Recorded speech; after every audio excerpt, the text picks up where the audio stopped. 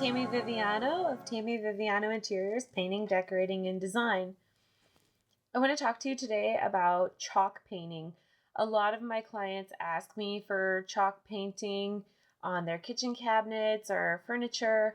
They ask me for my recipe, which brands I like to use, this and that.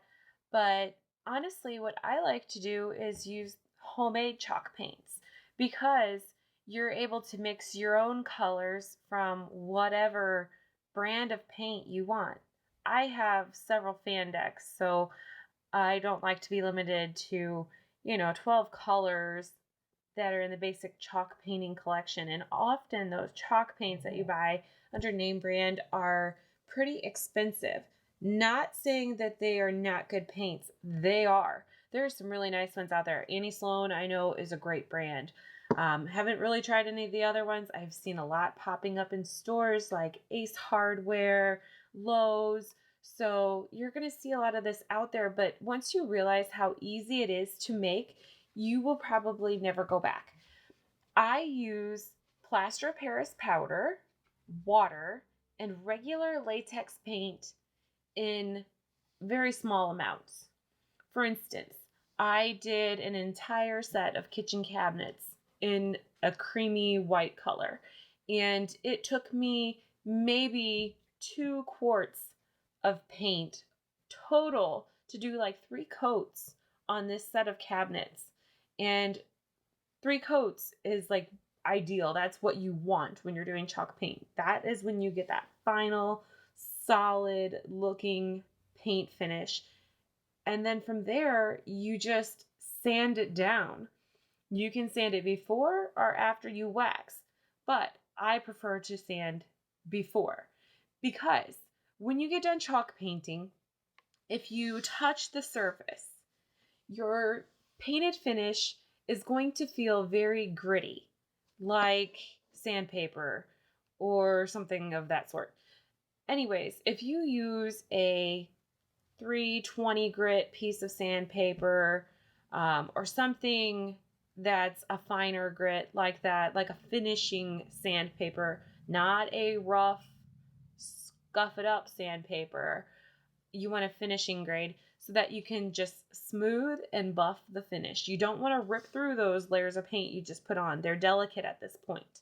So instead, you just sand very lightly and you can run your hand across that and it is as smooth as can be. You wouldn't even believe how smooth.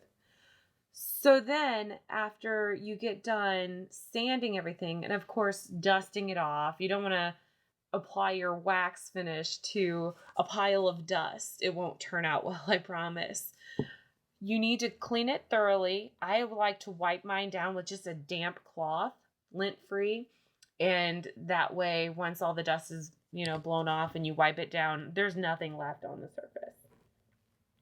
So then after that, you want to use either your dark antiquing wax or a clear wax. A clear wax is going to be more like a varnish or a polish. One thing that is very important, you do not want to contaminate your clear wax. You will need a paper plate or a small styrofoam bowl, something to put your wax in so that you're working out of that versus the can. You don't want to go back to clear coat something later and find out you have brown wax in your clear wax. It's not good. If you do mix them, buy an extra clear that's not touched. I'm guilty of it. I do it myself. This is why I'm telling you. From my experience, get an extra can of clear. Annie Sloan Dark Wax. It's my favorite. It is so smooth, especially in warmer temperatures or after you've gotten it heated up a little from all the friction of the brush in the tin. When it's cold, it doesn't slide very well. One thing I learned, this is my little magic trick. Whenever you want your wax to slide and you want to create that perfect glaze-like consistency to keep a really wet edge and have great flow and control of your paint or your wax, what you should do is have a little dish beside you and dip your brush, your waxing brush, into just a tiny little bit, like a tablespoon worth of mineral spirits. That's what you use to clean up the wax. Mineral spirits will just take the wax right off of anything you touch it with, but it also loosens it and extends it. So I dab my brush, once I start noticing buildup, I dab my brush into the mineral spirits and I brush that on and it smooths it out. Say you got a point that's kind of drying a little too fast on you and there's a smudge or a bristle got into the wax somehow and you got to pick that out.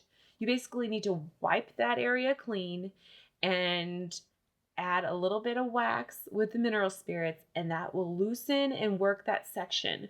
Usually with furniture, cabinets, any type of wood type project you're working on, there are seams and joinery pieces that you can visibly see in your piece. So you want to just remove in that section. That way you don't alter the grain of anything else that's touching. Don't get all messy. If you make a mistake, stop what you're doing and go really slow to correct it. You don't want to get in a hurry and end up redoing the whole piece. Okay, so this is my chalk painting suggestions for you guys. I will post another video where I show you my recipe and how I make it. It's very simple, so stay tuned. If you like this video, please subscribe and like my video. Thank you so much. Bye-bye.